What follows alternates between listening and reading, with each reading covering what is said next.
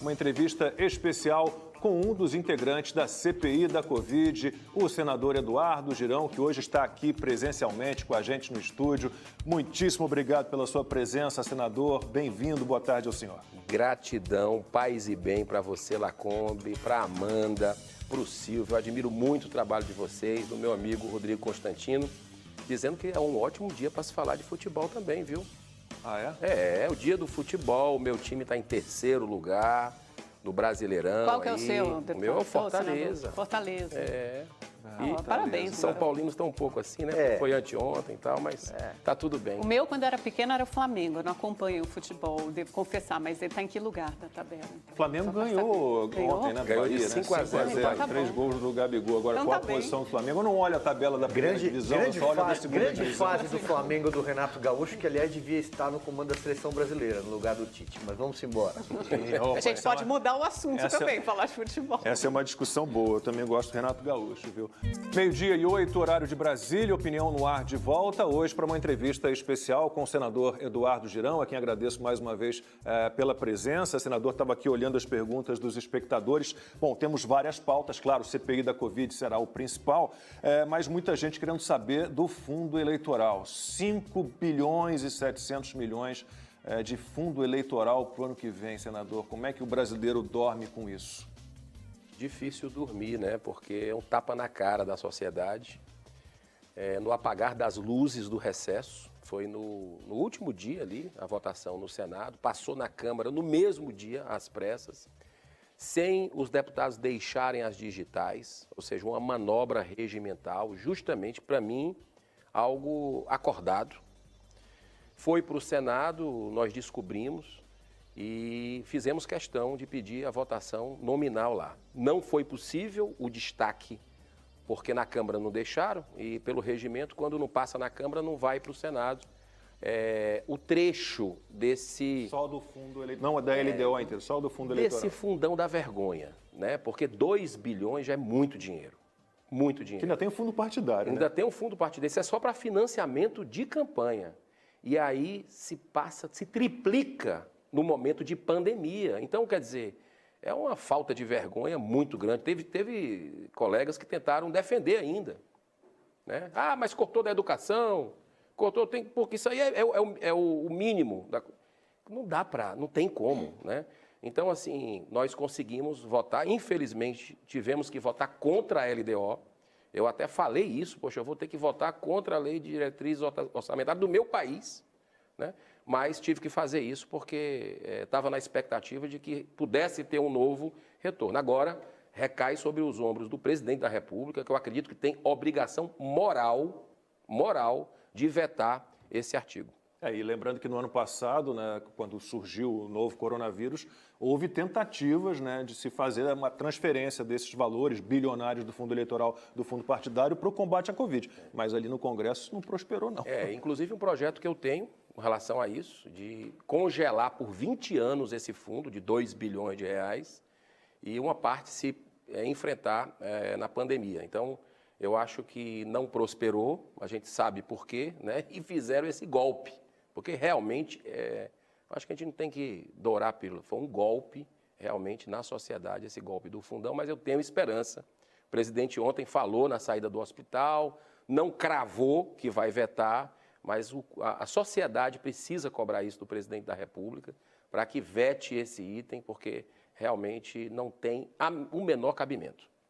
Eu concordo com o senhor, é um escárnio, um fundo de quase 6 bilhões de reais, o triplo do valor das eleições municipais de 2020. Agora, a minha pergunta é a seguinte, senador, será que há espaço político para o presidente fazer esse veto? Porque a gente há de concordar que foi uma mobilização suprapartidária, comandada ali por vários partidos do Centrão, inclusive o ex-partido do presidente da República, o PSL, né, todos votaram a favor da LDO, já com a inclusão ali do fundo eleitoral, sabendo que aquilo tinha quase 6 bilhões de reais, e uma votação às pressas. Na Comissão Mista de Orçamento foi aprovada, acho que na manhã daquele dia, à tarde passou na Câmara dos Deputados, à noite no Senado, onde a votação foi mais apertada. Agora, quais são os caminhos? Porque o presidente já falou, também houve uma pressão grande para ele votar o fundo nas eleições municipais de 2 bilhões de reais, aí depois ele usou uma justificativa de que podia incorrer em crime de responsabilidade, embora isso nem fosse verdade, acabou não vetando. Dessa vez, ele terá condições políticas de vetar e bater de frente com a sua base eleitoral, e esse veto sempre pode ser derrubado. Né?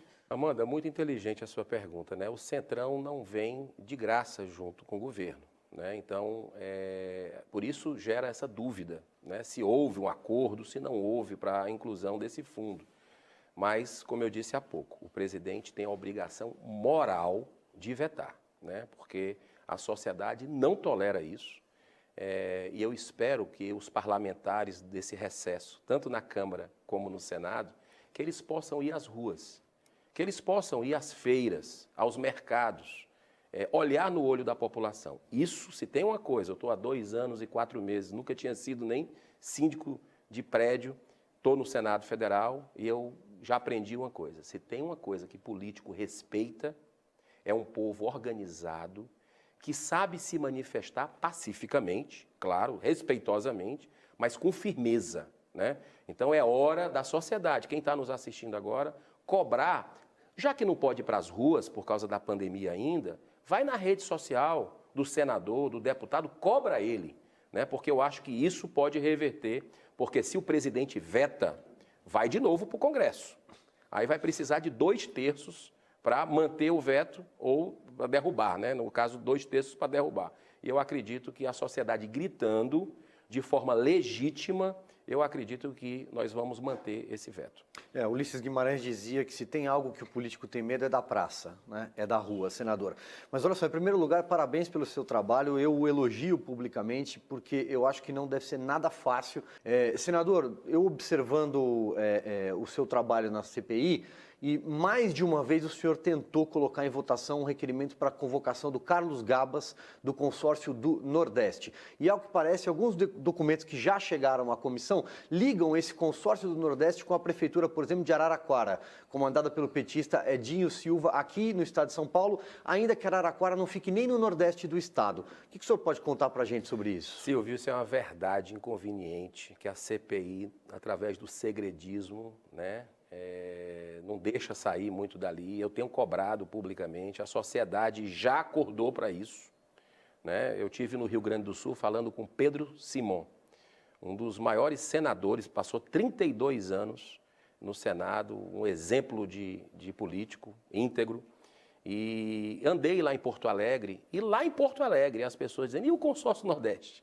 Olha só, quem ainda tem estômago para acompanhar essa CPI, muita gente deixou de acompanhar, né, pelo festival de agressividade, pela manipulação explícita que a gente vê ali em cima de narrativas, mas está querendo saber sobre o consórcio Nordeste. Então, realmente esses documentos a gente recebeu, né, inclusive a CGU, que eu chamei o ministro, eu convoquei, eu pedi a convocação e foi aprovado. Uma notícia boa para dar aqui de primeira mão, foi aprovado o Wagner Rosário. A CPI não chamou ainda, empurrou para o segundo semestre, mas ele quer ir à CPI levar esses documentos. Mas a gente já tem, são 53 operações da CGU e em alguns desses documentos tem um depoimento da Cristiana Prestes, que é a dona da empresa Hempcare, que é uma empresa que comercializa produtos à base da maconha, que recebeu antecipadamente, eu vou repetir, recebeu em cash, antecipado, quase 50 milhões de reais e não entregou até hoje, 1 ano depois, os respiradores para o povo nordestino. E parte desses respiradores, segundo o depoimento dela, pedido de superfaturamento pelo consórcio Nordeste, e o diretor executivo é o senhor Carlos Gabas, iriam para Araraquara, porque lá houve outro escândalo e que precisava cobrir. Então, o consórcio Nordeste transcendeu o Nordeste, foi parar aqui, ia parar parte desses respiradores no Sudeste, e ela cita 2 grandes irmãos de alma. Eu vou repetir.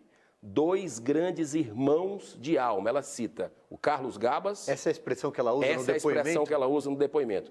E Edinho Silva, que é o prefeito de Araraquara, 2 ex-ministros do governo Dilma, e que eu acredito que sem fazer pré-julgamento, né, eles precisam dar explicação à CPI, porque a CPI não quer olhar para estados e municípios, isso é fato.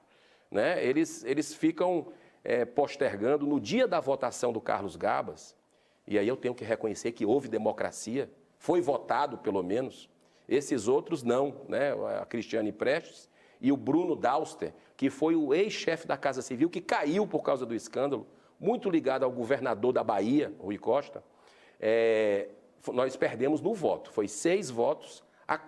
O interessante é que tinha um senador, que é do Pará, o Barbalho, Jader Barbalho, que nunca tinha votado na CPI. Até aquele momento ele não tinha aparecido da CPI, é integrante. Mas nesse dia foram buscar virtualmente ele para votar.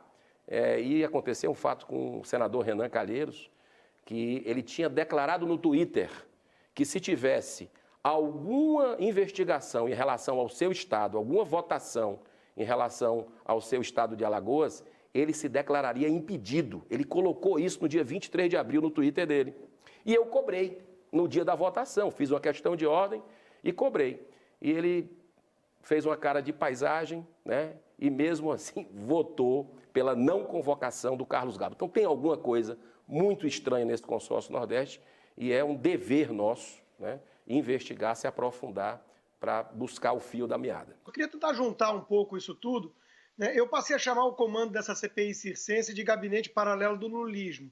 E se a gente confiar nessas pesquisas muito suspeitas, o ex-presidente corrupto Lula seria o líder das pesquisas e o favorito para voltar ao poder em 2022. O jornalista brasilianista Brian Winter hoje apontou nas suas redes sociais que o Lula foi o líder político, né, que mais enfaticamente saiu em defesa do governo ditatorial cubano nessas manifestações pacíficas contra um regime tirânico que a população de Cuba está tentando empreender pedindo democracia e liberdade. Nem aquele comunista peruano, o professor Pedro Portillo, foi tão longe assim quanto o Lula. Né? E ele perguntava, ninguém vai apontar ou perguntar ao ex-presidente Lula sobre essa incoerência de se vender aí como um democrata, o líder do resgate da democracia no Brasil, como se ela tivesse ameaçada pelo presidente Bolsonaro, ao mesmo tempo que ele sai em defesa de um regime opressor e assassino. Então eu deixo a pergunta para o senhor e estendo o seguinte, em Brasília, no Senado, essa coisa de Lulinha, uma vez mais, paz e amor e ícone da democracia, cola de alguma forma? A turma é tão cara de pau a esse ponto? Olha, a gente tem um silêncio, Rodrigo, ensurdecedor no Senado, né, com relação a essa questão de Cuba. A gente percebe que ali na Praça dos Três Poderes tem muito militante, né? O STF virou uma casa política, infelizmente hoje no Brasil. Um dos pontos que eu quero trazer aqui, que tangencia o que você colocou, é a questão do voto auditável, né? Eu acredito que isso não é bandeira que é porque é presidente, tudo se politizou nesse país, né? O tratamento médico, a bandeira nacional, campeonato de futebol, hoje que é o dia do futebol, é bom lembrar disso também, a Copa América, aquela festival ali de narrativas, enfim. E o voto auditável, isso não significa você ser contra ou a favor de presidente, de líder A ou B. Isso é uma questão de segurança, de transparência, né? Por que não? Por que não a gente não dá esse passo, já que outros países têm uma forma diferente de fazer eleição e a gente deve sempre evoluir. Então, eu acredito que hoje nós temos o presidente do TSE que é o chefe da campanha contra o voto auditável. E se você pegar o fundão que você colocou aqui, essa vergonha de 5,7 bilhões de reais para financiar a campanha, segundo o TSE, 2 bilhões resolveria essa questão, porque eu acredito que é um desejo de uma parcela da população, né? Não é pequena, isso está na boca das pessoas, e eu acho que a gente não tem que criar celeuma com relação a isso. O Congresso tem obrigação de votar. Discordo do presidente quando diz assim, não vai ter eleição. Não é por aí. A gente precisa ter os trâmites normais, né, e o respeito às instituições. Agora, mas eu acho senador, só um parêntese em relação a isso, porque eu já vi alguns deputados bolsonaristas O que o presidente quis dizer talvez não seja o fato de que não vai haver uma eleição limpa, não que vai interceder a votação, ele não vai fazer isso e nem teria o poder. Eu interpreto a fala do presidente como, se for de uma maneira opaca, como estão defendendo esses representantes do retrocesso, né, de uma urna ultrapassada que foi criada há 30 anos atrás e nenhum país sério do mundo adota, isso não pode ser configurado exatamente uma eleição. Não sei, o senhor acha que o presidente quis dizer alguma coisa diferente, que ele vai tentar interromper a eleição? Eu vejo, Rodrigo, que nós estamos vivendo uma polarização muito grande no país. E, infelizmente, o nosso presidente ele não contribui muito para acalmar. Quando, na própria questão da pandemia, causando aglomeração, sem uso de máscara, algumas declarações um pouco fortes, eu acho que a gente sabe que é um presidente que é genuíno no que pensa, no que fala, mas os ânimos, e eu me preocupo muito com isso, é momento de serenidade, né? Os ânimos estão muito acirrados, isso é perigoso, né? Você vê uma CPI, e é de um lado e de outro, uma declaração infeliz do presidente Omar Aziz e de alguns membros da comissão sobre as Forças Armadas, colocando todo mundo dentro do mesmo saco, né? E a gente precisa separar, né? Como tem bons jornalistas, maus jornalistas, bons políticos, maus políticos, tem também, nesse contexto, a gente avalia que precisa ter, nesse momento, equilíbrio, o caminho do meio. Então, eu acho que é momento, e esse foi providencial, Lacombe, esse recesso de 15 dias foi providencial para que haja mais reflexão, né, mais diálogo entre as pessoas. Você vê famílias sendo desfeitas por causa de política. Antes de começar o programa, a Amanda fez uma observação interessantíssima. Olha, até futebol ficou em segundo plano, aquela briga que tinha de futebol, religião, né? Tá uma coisa mais... E hoje em dia é política, está muito acirrado. E olha, a gente é adversário em campos de ideias.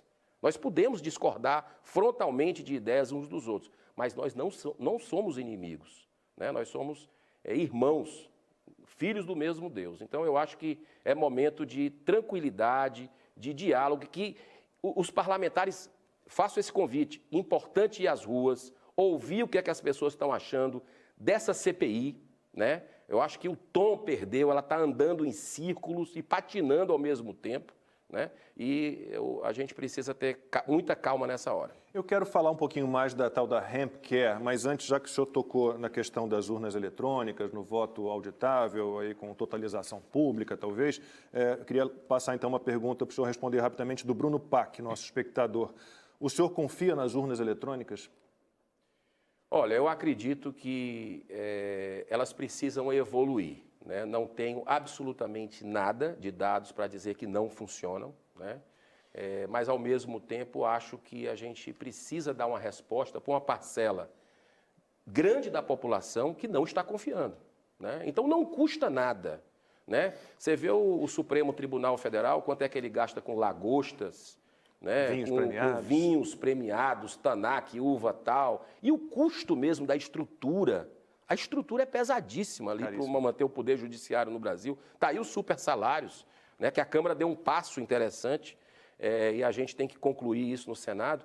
Então, assim, eu acho que não custa nada você dar essa segurança para as pessoas, né? Então, o Congresso precisa deliberar sobre isso, não pode entrar numa onda aí de campanhas que são puxadas contra isso, porque isso causa estranheza. Então, eu acredito que nós devemos votar e deixar digital de quem pensa o quê. Rapidamente, então, sobre a Hemp Care, essa empresa que recebeu, né, 50 milhões de reais. O senhor esteve em frente a um prédio que seria a sede dessa empresa aqui em São Paulo. Isso. Um bairro classe média alta, que eu tive a oportunidade de ir e fiz até um vídeo que eu passei lá na CPI, esse vídeo. Nem sede comercial tem a empresa.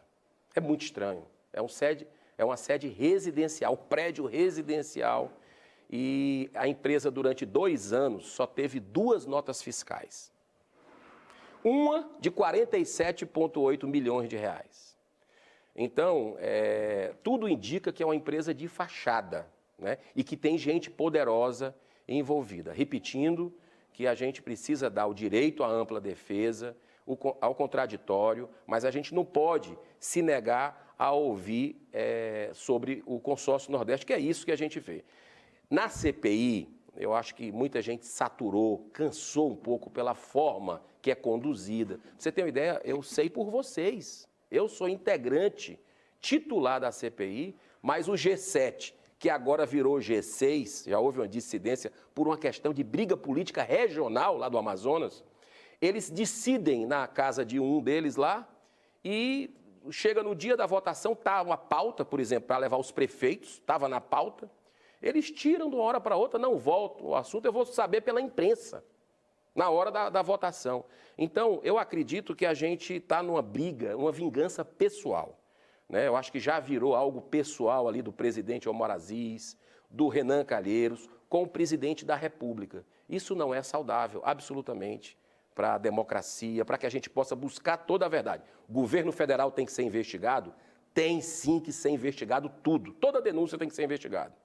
Eu aprovei, por exemplo, a convocação de todo mundo do governo federal, quebra de sigilo, enfim. Agora, não pode se negar a olhar estados e municípios. Por isso que a CPI vem derretendo e vem deixando o brasileiro com certo nojo, né, com relação ao que está se vendo ali dentro da condução. Daqui a pouco. Senador, com base nessa sua linha de raciocínio, né, que é preciso investigar tudo, aí agora a gente tem 3 casos aí que apontam para possíveis irregularidades ou corrupção. De um lado tem a Covaxin, né, aquela vacina indiana que foi comprada muito rapidamente, mais rapidamente do que Pfizer, Janssen e outros laboratórios que já tinham até vacinas aprovadas por agências regulatórias estrangeiras, ao contrário da Covaxin. O caso da AstraZeneca, do tal cabo Dominguete, depois o Cristiano Carvalho, que voltou lá e disse que foi procurado insistentemente por figuras do alto escalão da saúde, se reuniu com todo mundo, de Roberto Dias a Élcio Franco, e aí ficou claro que há 2 grupos ali no Ministério da Saúde que entram num certo conflito, numa disputa. E agora, mais recentemente, o da World Brands, que apareceu o vídeo do ex-ministro Pazuello, dizendo que havia assinado um memorial de entendimento para a compra de 30 milhões de doses de Coronavac por $28, muito mais caro do que os $10, sendo que o Butantan é o único que tem exclusividade, que pode fazer essa negociação aí da compra da Coronavac. E desses 3 casos, o que mais chama a atenção do senhor, onde o senhor acha que é preciso investigar, aprofundar as investigações? Porque parece que há métodos de negociação, no mínimo, heterodoxos aqui, né? Olha, Amanda, eu acredito que a cariação é um passo que essa CPI precisa dar, tá? Para investigar essa questão do governo federal. Foi muito estranho a última oitiva que nós tivemos com o senhor Cristiano. Eu até fiz uma pergunta nesse sentido, se de alguma forma envolveria também estados, e parece que hoje ele não quis responder diretamente, parece que já tem notícias hoje na mídia de que envolve estados também, mas o governo federal também. Mas a gente não tem materialidade ainda, né? Precisamos ter muito cuidado com isso. Mas a cariação de quem, assim, por exemplo? Por exemplo, a cariação entre o Cristiano e o cabo Dominguete. Eu acho muito importante. Não ficou bem explicado aquele encontro casual do Dominguete com o Roberto Dias. No shopping em Brasília. No shopping, no restaurante. É você achar uma agulha no palheiro. Não ficou bem claro com relação a isso. Agora, eu sugeri, antes da prisão dele, eu acho que naquela afã, naquela sanha, né, a obsessão do presidente de ter mídia, do presidente da CPI, de ter holofote, ele cometeu um grande erro que foi aquela prisão. Eu até entrei com requerimento antes da prisão e anunciei, vamos trazer os 2 aqui para ver quem é que está falando a verdade, quem é que está, né, para a gente ter cuidado com relação a isso. O deputado Luiz Miranda, controverso, né, mas a gente tem que investigar as colocações dele, mas me parece alguma coisa ali de alguém atravessou a negociação de alguém, né? O fato é que o próprio Cristiano da Davat, que recebeu auxílio emergencial, aquilo chocou senadores de esquerda, de direita, de centro, independente, oposicionista, né? Porque como é que um empresário que estava negociando bilhões de reais, estaria negociando, que é a coisa da narrativa, ele está negociando. É porque nenhum dos dois tem nenhum documento que comprove que sejam representantes de nada. Tem, né? e ele lá... Mas foram recebidos pelo Ministério da Saúde, isso é que choca, né? Mas o Como interessante é o seguinte, veja bem, tem que ser recebido dentro da estrutura do Ministério, porque na busca não é por vacinas. Agora, eu acredito que se não tem... pode receber qualquer um, né? Tem Não, que ser, no mínimo, crível a proposta, Tem que né? ter uma triagem. Talvez essa vontade de buscar a vacina, a pressão que é legítima, eu sou totalmente favorável à vacina e acredito que esse é um passo importante. Tem que se buscar alternativa. E o mundo estava complicado de se encontrar vacina. Agora, essa da VAT, aconteceu um caso que eu também revelei na CPI, né, na minha pergunta, lá no Canadá. Olha que estranho. Uma tentativa de fraude que a polícia do Canadá identificou e eu sugeri à CPI. Não sei se a CPI vai atrás, porque eles fazem o que eles querem ali na cúpula. Mas eu sugeri à CPI que compartilhasse dados com a polícia canadense para ver exatamente, porque lá foi na comunidade indígena, né, a tentativa de fraude. Então parece um esquema internacional, muita gente tentando se aproveitar dessa situação. Agora, materialidade não se tem. Precisamos continuar investigando com serenidade para cometer o equívoco de pré-julgamento. Aliás, pré-julgamento, Amanda, a gente teve desde o início da CPI com o presidente, com o relator, tem até presidenciável dentro da CPI, né, como membro da CPI, que disse quem era o culpado, quem era o inocente antes de começar a CPI. Daí você tira a credibilidade que se tem esse trabalho. Por isso que a gente precisa ter, repito, muita calma nessa hora. Credibilidade e CPI da pandemia são palavras que nomes que não conversam, senador, eu sinto muito. Mas olha só, o que a gente percebe aqui na nossa conversa é que há um evidente envenenamento aí do debate político, seja na CPI, seja nas ruas. Todos os dias, setores da imprensa, especialmente, buscam um terceiro nome, uma terceira via. Cada semana é um. Essa semana, por exemplo, é a sua colega Simone Tebet, está nos jornais, mas já foi o senador Tasso Gereissati, que o senhor citou agora há pouco, e são muitos. E fato é que também o seu partido tem alguma proximidade com o ex-ministro, com o ex-juiz Sérgio Moro. Pergunto, o senhor acredita que ele pode ser candidato a presidente da República? E o senhor acredita realmente que ainda é possível achar algum terceiro nome ou não? Ou vamos realmente ter Lula e Bolsonaro a despeito dessa insistência da imprensa no terceiro nome? Silvio, você foi no ponto com relação a isso, né? Em primeiro lugar, a CPI é um projeto de poder, né? Tudo aquilo que está acontecendo é por um projeto de poder, está ficando cada vez mais cristalino. Isso me deixa triste, né? Porque a gente está vendo o povo brasileiro morrendo ainda, enquanto a gente está conversando, batendo esse papo aqui, tem gente morrendo com essa doença, com esse coronavírus. Tem gente desempregada demais no Brasil, né? E tem gente passando fome. Você andando aqui em São Paulo, em Fortaleza, em várias cidades, Brasília também, você vê muita gente nas ruas. E a briga política acontecendo no país. Então, com relação à eleição de 2022, eu lhe peço perdão, né, mas eu me sinto um pouco constrangido de falar sobre esse assunto nesse momento onde a gente ainda sofre as consequências da pandemia. Eu acho que é justamente aí onde a CPI erra, com narrativas o tempo todo, né, com a manipulação que acontece dentro. E eu acho que o momento agora é de a gente, de alguma forma, né, por isso que eu acredito muito no ser humano, na capacidade de reflexão dos senadores. Todos têm pontos positivos e todos têm pontos negativos e positivos. Então, eu acredito que o momento é de a gente ter um pouco mais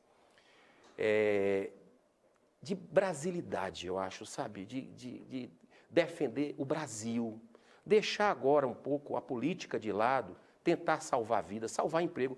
Você já parou para pensar, Amanda, que a gente parou de discutir a prisão em segunda instância? Depois que começou essa CPI, o fim do foro privilegiado, que é a grande trava da corrupção, da impunidade do Brasil, que faz que um poder proteja o outro e a coisa não saia do lugar, né? As investigações no Supremo, por exemplo. Então, isso não se fala mais, porque as energias estão sendo consumidas nessa CPI politiqueira. A questão das reformas. seja a reforma tributária, que é importantíssima, né? Seja a reforma administrativa, não se fala, não se tem mais aquela pujança por causa da CPI. Então, eu acho que precisa de equilíbrio.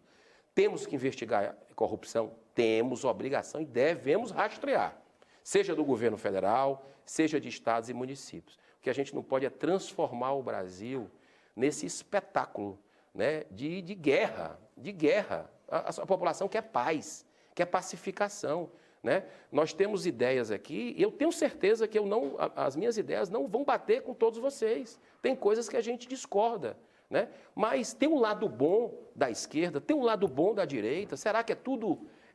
a gente precisa saber dialogar, né? Saber encontrar um ponto de equilíbrio. Eu acho que a população está com ojeriza desse acirramento, né? Que está saindo das redes sociais e indo para... Como você falou, tem manifestações marcadas de um lado e de outro. Isso me preocupa se a gente não tiver uma pacificação. Aí, naturalmente, questão política vai vir em 2022.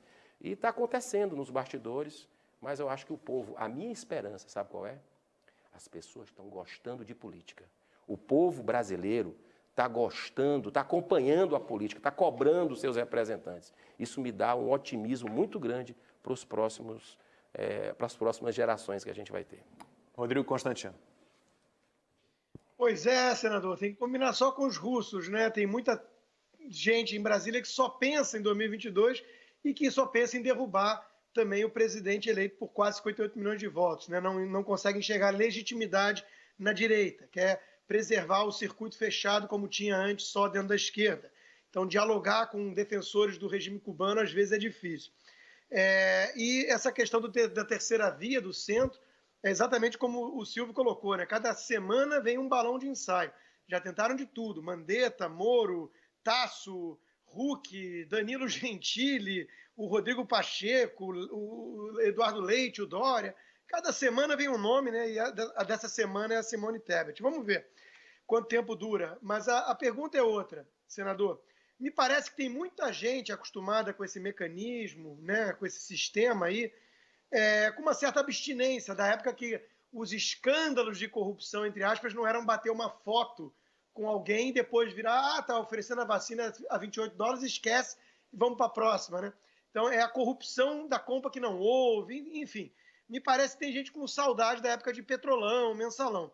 E aí eu pergunto, a Folha de São Paulo, na sua reportagem de capa hoje, deixou passar uma notícia boa, a menos que os editoriais do jornal acreditem que seja uma má notícia, de que é a primeira vez na história do Brasil, algo inédito, em que houve um enxugamento da máquina. O governo federal está gastando menos com servidores civis na ativa, em termos nominal, do que gastava antes, né? É uma espécie de reforma administrativa por inércia. As pessoas vão se aposentando e não está repondo, né? Queria uma análise do senhor em relação a isso, né? O que você está vendo, principalmente do Ministério da Economia, nessa gestão aí de 2 anos e meio de governo Bolsonaro?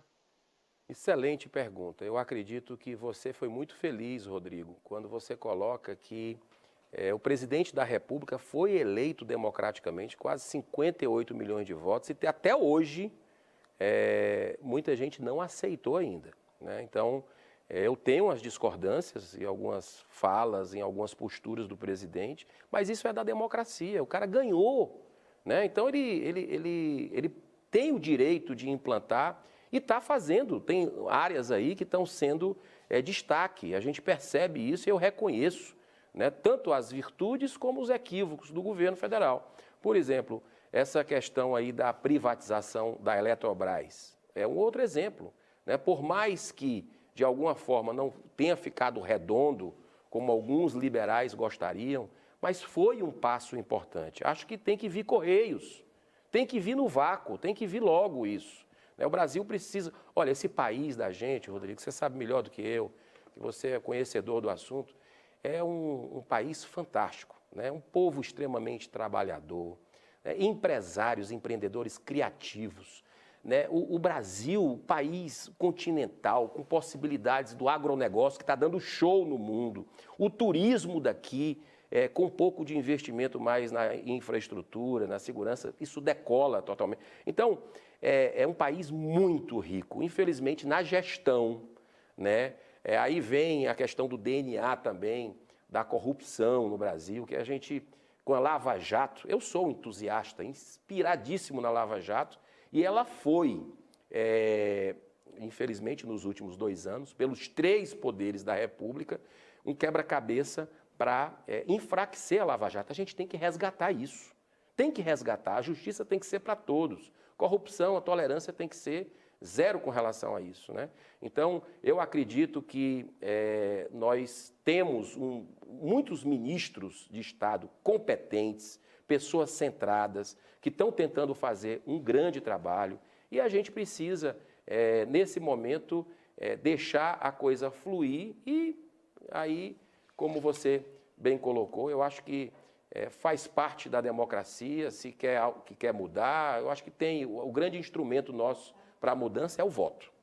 Senador, a gente sabe que desde o início essa CPI ela já tem um relatório praticamente pronto, né? A gente sabe muito bem como é que vai ser esse relatório. Então existe essa ideia de fazer um relatório paralelo, né? Isso está indo à frente, quem deve ser o relator, né? Quem deve escrever esse relatório paralelo do seu grupo lá? Olha, a situação minha é muito delicada, porque tem o lado dos oposicionistas, que é o tal do G7, G6 agora, e tem o lado governista, né, que são 4. O senhor é independente. E eu estou na linha ali da independência. Inclusive, foi um dia muito simbólico, o dia que eu tentei levar o diretor-geral da Polícia Federal lá para a CPI.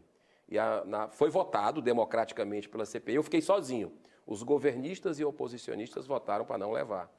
Então, eu acredito que eles devem estar bolando algum relatório, não estou sabendo, né? Mas vou analisar com muito critério os dois. O que eu pedi publicamente ao senador Renan Calheiros é que fizesse pelo menos um plano de trabalho, ainda dá tempo.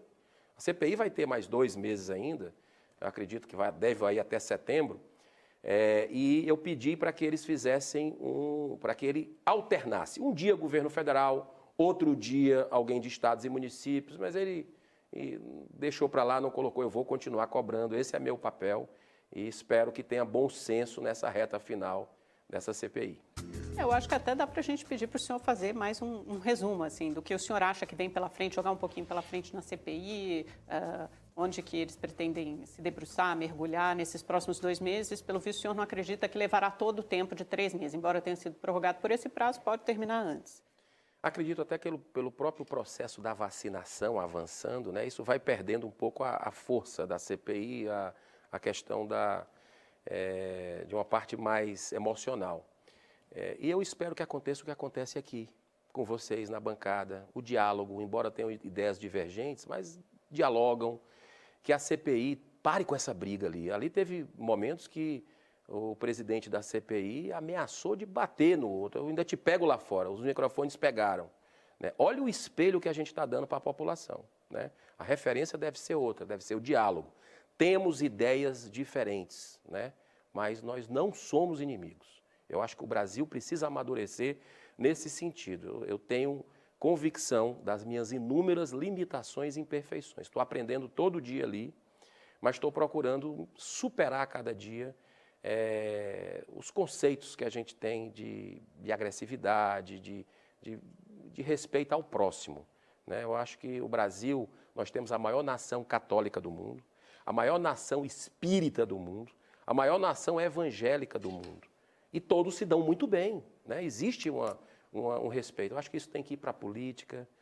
Futebol já é mais paixão, já é outra coisa. Bom, futebol a gente deixa para depois. Começamos com futebol e vamos terminar com futebol. É o G4, hein? É o G4. Senador, muitíssimo obrigado pela sua presença. Volte sempre. Boa tarde ao senhor. Rodrigo, Amanda, Silvio, obrigado a vocês. Obrigado a você que nos acompanhou.